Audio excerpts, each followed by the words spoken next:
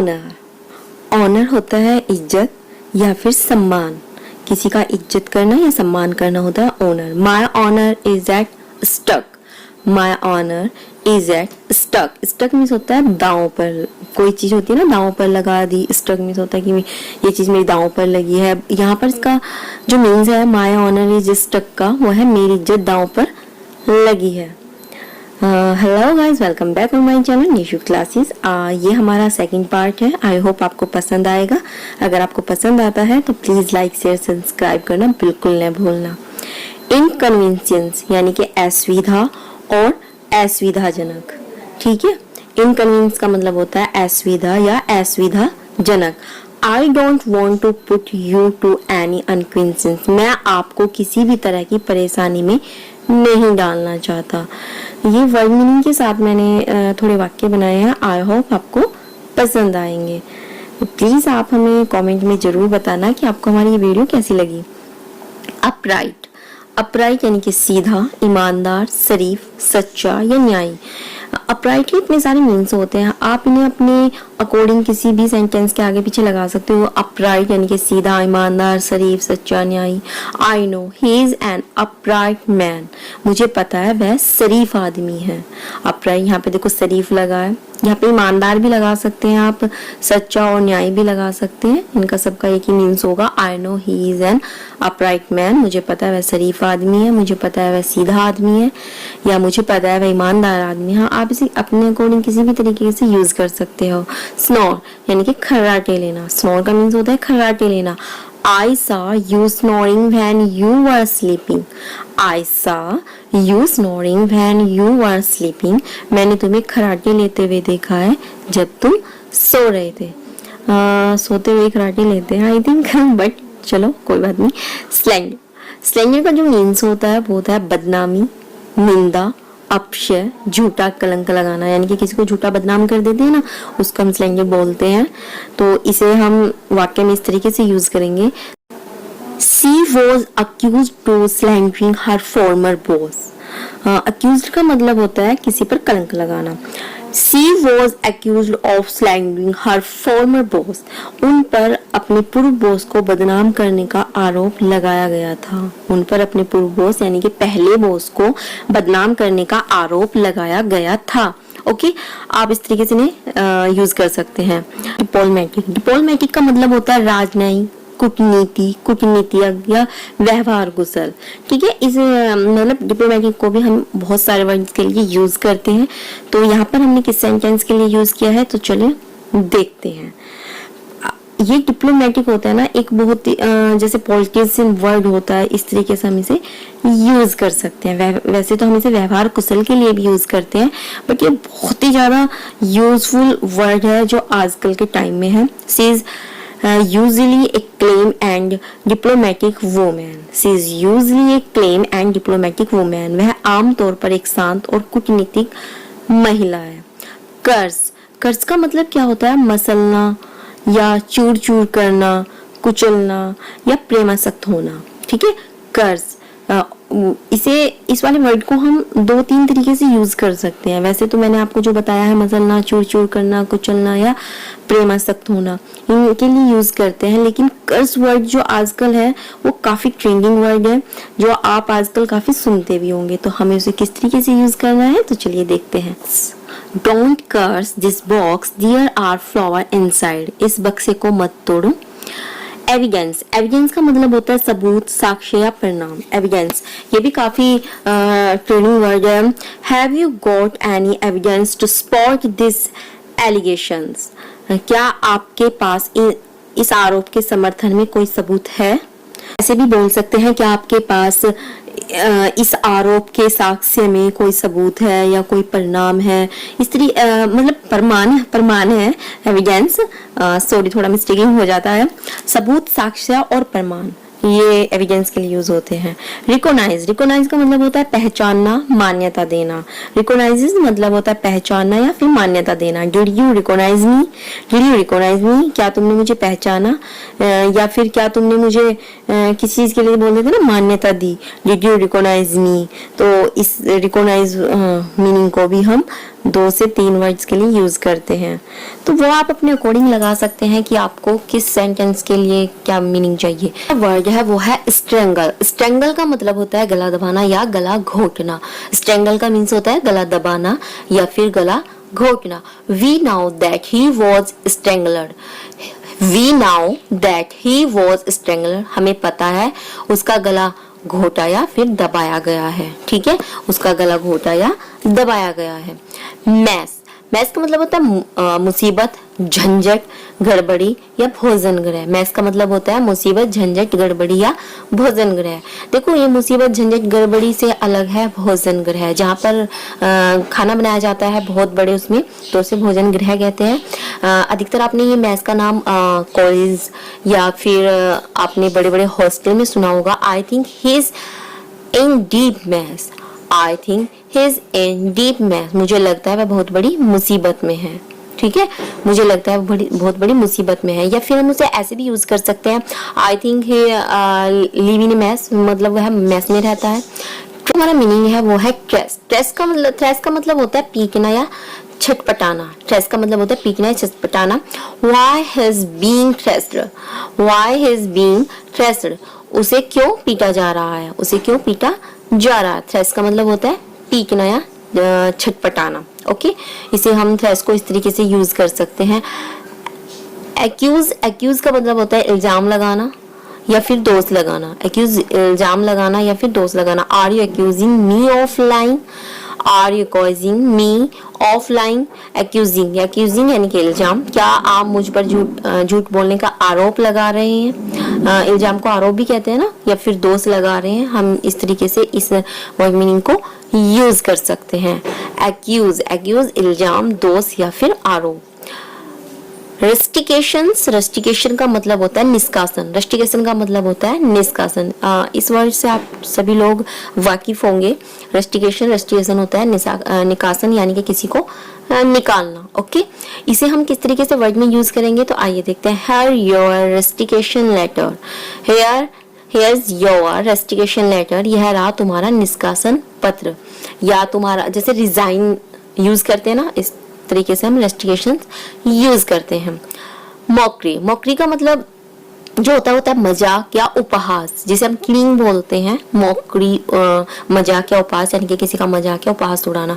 he has made a mockery out of his family, he has made a mockery out of his family, उसने अपने परिवार का मजाक बना दिया, उसने अपने परिवार का मजाक बना दिया। या यहाँ पे his friend भी यूज कर सकते हैं। मस्टर, मस्टर का मतलब होता है जुटाना या फिर इकट्ठा करना। मस्टर का जो मीन्स होता है वो होता है जुटाना या फिर इकट्ठा करना। ठीक है, या जैसे बोल देते हैं ना, हमने इकट्ठा कर लिया है या जुटा लिया है, या फिर हमने एक जगह बहुत सारी चीजें यूज कर लेते हैं।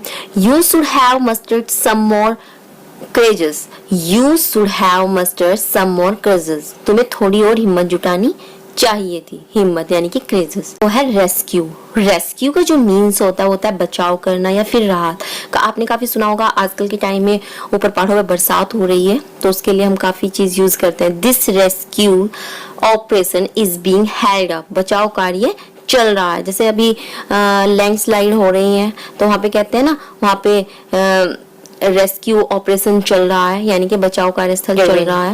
नेक्स्ट वर्ड है इंटरवीन। इंटरवीन का जो मतलब होता है वो होता है बीच में आना या फिर बीच में पड़ना या फिर बीच में हस्तक्षेप करना या फिर बीच में आड़े आना। ठीक है, इंटरवीन का मतलब होता है बीच में आना। I had to intervenes between them, I had to intervenes between them, मुझे उनके बीच हस्तक्षेप करना पड़ा या उनका बचाव करना पड़ा। डेलिब्रेशंस, डेलिब्रेशन का मतलब होता है विचार विमर्श करना, सोच समझकर। डेलिब्रेशंस का मतलब होता है विचार विमर्श या सोच समझकर। We have decide you to give you this job after much deliberation, we have decided you to give you this job after much deliberation. हमें बहुत सोच समझकर तुम्हें यह नौकरी देने का फैसला किया है. ओके, इसे हम डेलिब्रेशन को या विचार विमर्श कर या सोच समझकर हमने तुम्हें ये नौकरी देने का फैसला किया है. तो इस तरीके से डेलिब्रेशन मीनिंग का हम यूज कर सकते हैं.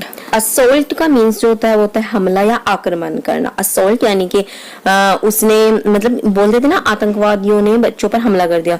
He was assaulted last night. उस पर कल रात हमला किया गया था. He was assaulted last night. उस पर कल रात हमला किया गया था या फिर आक्रमण किया गया था. तो असोल्ट जो होता है ये एक जैसे बोल देते हैं ना कि सुनते होंगे. असोल्ट वर्ड को भी आपने काफी बार सुना होगा या अधिकतर जो लॉयर वगैरह होते हैं उनके मुंह से आपने ये काफी सुना होगा. ये भी काफी ट्रेंडिंग वर्ड है. गेस्चर. गेस्चर का जो मतलब होता है वो होता है इशारा, हाव भाव. गेस्चर का जो मतलब होता है उसका मतलब होता है इशारा या फिर हाव भाव. She asked them to leave and gestured toward the door. उसने उन्हें जाने के लिए कहा और दरवाजे की ओर इशारा किया. ठीक है. She asked them to leave and gestured toward the door. उसने उन्हें जाने के लिए कहा और दरवाजे की ओर इशारा किया. जैसे हम कई बार हम कुछ बातें क्या होते हैं ना इशारों में बोल देते हैं. तो जो इशारा होता है या अपने हाव भाव से व्यक्त कर देते हैं तो उसे हम गेस्चर बोलते हैं. ओके, आई होप आपको ये वर्ड मीनिंग भी समझ में आ गया होगा. पैनिक. पैनिक का मतलब होता है घबरा जाना या फिर घबराहट. पैनिक अचानक से जैसे कहते हैं ना कई बार होता है हमारे हाथ पैर फूल गए या किसी को देखकर हमें अचानक से शौक सा हो जाता है ना तो घबरा जाना है घबराहट. Don't panic in critical situation. गंभीर स्थिति में घबराएं नहीं. कई बार जैसे कि किसी की तबीयत को देखकर हम पैनिक हो जाते हैं या फिर बहुत सारी खुशी को देख के भी लोग घबरा जाते हैं. नेचुरल. नेचुरल का जो मतलब होता है वो होता है आपसी या पारस्परिक. नेचुरल का मतलब होता है आपसी या पारस्परिक. इस वर्ड मीनिंग को आइए हम किस तरीके से सेंटेंस में यूज करते हैं उसे देखते हैं. ये भी काफी आपने सुना होगा. जितने भी मैंने वर्ड मीनिंग यूज किए हैं वो काफी आजकल ट्रेंडिंग में है इसलिए मैंने यूज किए हैं. It is their natural matter. It is their natural matter. यह उनका आपसी मामला है. इल्यूजन. इल्यूजन का जो मीन्स होता है भ्रम, माया या फिर गलतफहमी. इल्यूजन का जो मीन्स होता है उसका क्या होता है गलतफहमी, भ्रम या फिर माया. It can be your illusion. It can be your illusion. यह तुम्हारा भ्रम हो सकता है या फिर यह तुम्हारी गलतफहमी हो सकती है. ठीक, हम कहते हैं ना कई बार के लिए तुम्हारा भय या तुम्हारी गलतफहमी हो सकती है. It can be your illusion. Okay, illusion भी आजकल आपने काफी सुना होगा.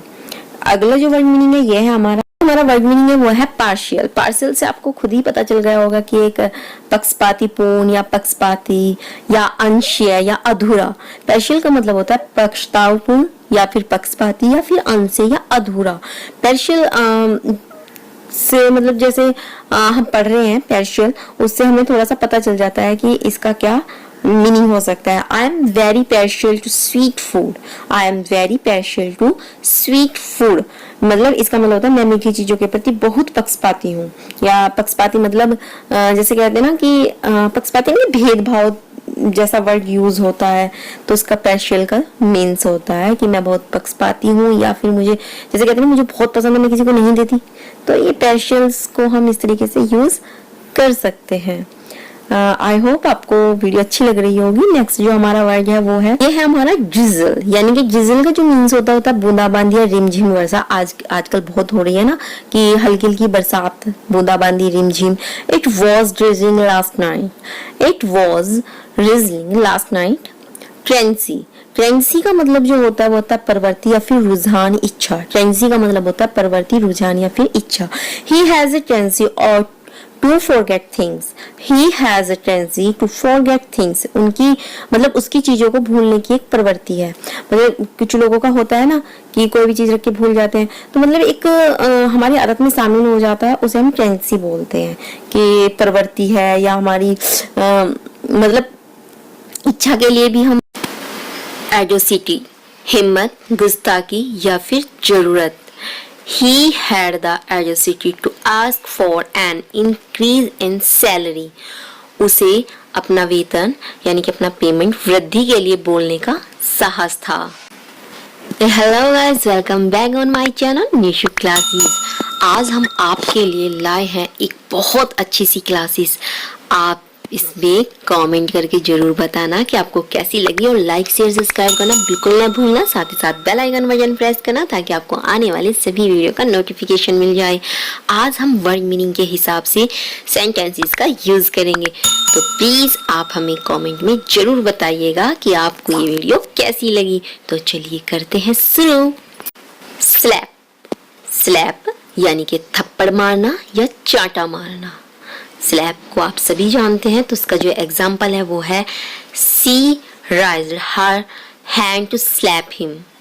सी raised her hand to slap him, उसने थप्पड़ मारने के लिए उस पर हाथ उठाया। समहाउ, समहाउ का मीन्स होता है कैसे भी या किसी भी तरह। Please get me out of here somehow.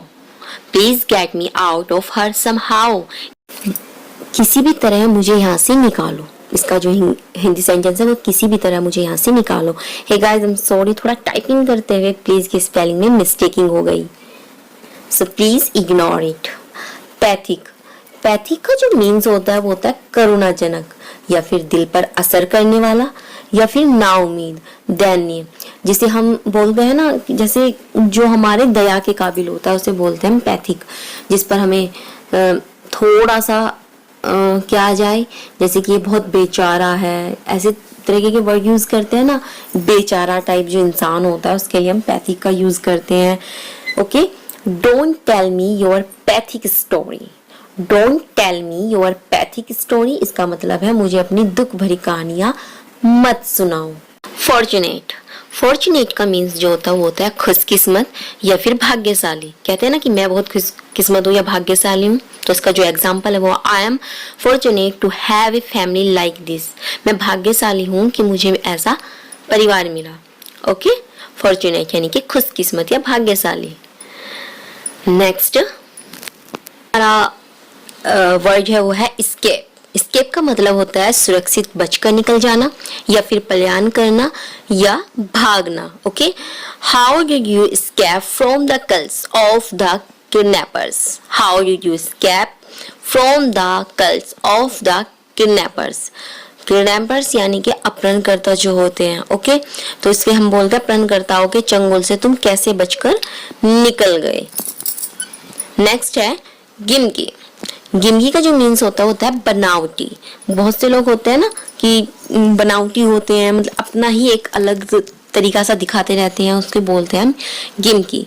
गिमकी का जो हम एग्जाम्पल लेते हैं वो है I don't like gimmicky things. I don't like gimmicky things का मतलब होता है मुझे बनावटी चीजें पसंद नहीं है। I don't like gimmicky things, मुझे बनावटी चीजें पसंद नहीं है। सारी आर्टिफिशियल चीजें यूज करते हैं। ओके, और अपने आप को दिखाते हैं, बहुत ज्यादा शो करते हैं, तो उसे बोल देते हैं हम कि गिमकी थिंग्स है उनकी। स्टेयर, घूरना, एक टक देखना। स्टेयर, घूरना, एक टक देखना। It's impolite to stare at a girl. It's implied to stare at a girl, किसी लड़की को घूरना अशोभन है यानी कि अच्छा नहीं है। ओके, तो इसे हम इस तरीके से यूज कर सकते हैं। अगला है लुक्रेटिव। लुक्रेटिव का मतलब होता है लाभदायक, लाभप्रद, फायदे का। ठीक है, शायद आप लाभप्रद और फायदे का तो अच्छे से जानते ही होंगे। तो इसका जो मैं एग्जांपल है वो लेंगे, this business is highly lucrative. This business is highly lucrative, यह व्यवसाय अत्यधिक लाभदायक है। व्यवसाय यानी कि बिजनेस। ओके, यह व्यापार हम इस तरीके से यूज कर सकते हैं कि यह व्यापार अत्यधिक लाभदायक है यानी कि प्रॉफिटेबल है। ओके, नेक्स्ट है कंसोल। कंसोल दिलासा देना या फिर संतावना देना। कंसोल का मतलब होता है दिलासा देना या फिर संतावना देना। हम किसी को कहते हैं ना कि चलो छोड़ो यार, तुम इस चीज को छोड़ दो, मतलब किसी को हम बहुत, जैसे कोई बहुत परेशान है तो उससे हम बात करते हैं, उससे अच्छी अच्छी बात करते हैं और उसे कॉन्फिडेंस देते हैं, मोटिवेट करते हैं, तो वो दिलासा देना ही होता है। तो उसे हम ऐसे यूज करेंगे, we try to console her when her dog died. जब उसका कुत्ता मर गया तो हमने उसे संतावना देने की कोशिश की। ऋण, ऋण का मतलब होता है बर्बाद या फिर नाश करना।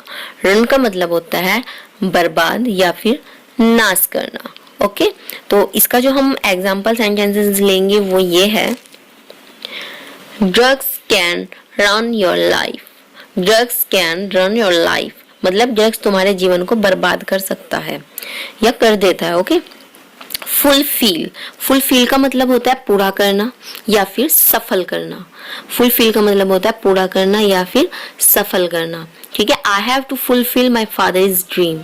आई have to fulfil my father's dream, मुझे अपने पिताजी का सपना पूरा करना है।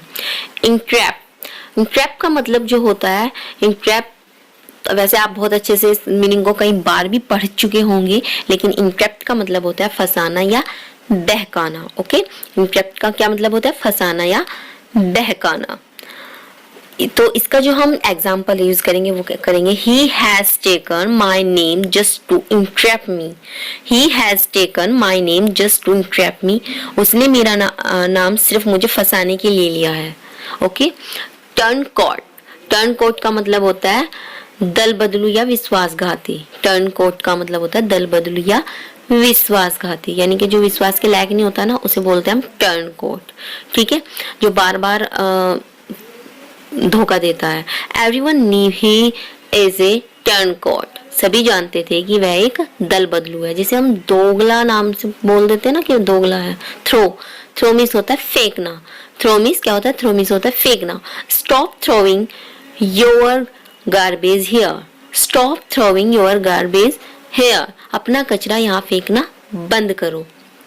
ओके, कुछ लोग होते हैं ना इधर उधर फेंक देते हैं, अपने घर का कचरा निकालते हैं और इधर उधर फेंक देते हैं, तो उससे हम बोलते हैं stop throwing your garbage here.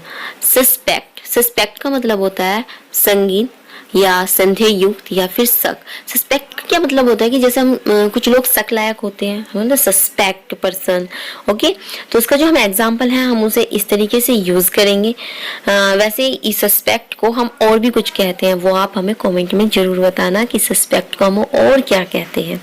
Why do you suspect him so much, why do you suspect him so much, तुम उस पर इतना शक क्यों करते हो। ब्रूज, ब्रूज का जो मतलब होता है वो होता है चोट खरोच या फिर कुचलन हो जाती है ना, चोट खरोच हो जाती है, वो जैसे छिलसी जाता है उसे हम बोलते हैं खरोच या फिर चोट या कुचलन। ब्रूज का मतलब होता है चोट खरोच या कुचलन। It is just a small bruise, it is just a small bruise, यह तो बस एक छोटी सी खरोच है या तो बस एक छोटी सी चोट है या फिर यह तो बस एक छोटी सी कुचलन है। हम इसे तीनों तरीके से ऐसे बोल सकते हैं।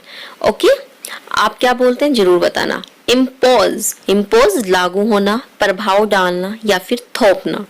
इम्पोज का मतलब होता है लागू होना, प्रभाव डालना या फिर थोपना। There is a curfew impose in my town, there is a curfew impose in my town, मेरे शहर में कर्फ्यू लगा है। ठीक है, मेरे शहर में कर्फ्यू लगा है, there is a curfew impose in my town. Word जो है हमारा वो है स्टील। स्टील का जो मीन्स होता है वो होता है चुराना। स्टील का जो मीन्स होता है वो होता है चुराना। Someone has stolen my watch, someone has stolen my watch, steel की जो थर्ड फॉर्म है वो हमने यहाँ पे यूज की है, किसी ने मेरी घड़ी चुरा ली है। या हम इसे ऐसे भी बोल सकते हैं someone has stolen my bag, यानी कि किसी ने मेरा बैग चुरा लिया है। इस तरीके से हम इसे यूज कर सकते हैं। इंडेटेड, इंडेटेड का जो मीन्स होता है वो होता है इंडेटेड यानी कि किसी के ऊपर हम जैसे कि कर्ज वाली बात कर देते हैं या किसी के ऊपर ऋण होता है, ऋणी होता है या आभारी होता है। इंडेटेड का मतलब होता है आभारी या ऋणी। I will be always indebted to you, I will be always indebted to you, मैं हमेशा आपका आभारी रहूंगा। यानी कि कोई हमारा मुसीबत के समय काम आ जाता है तो हम बोलते हैं ना कि वह हम उसके आभारी हैं। तो नेक्स्ट वर्ड है अननाउली, का मतलब होता है गलती से या फिर अनजाने में। आई डिड इट अननाउली मतलब कि मैंने यह अनजाने में किया या मुझसे ये गलती से हो गया, इस तरीके से हम बोल सकते हैं।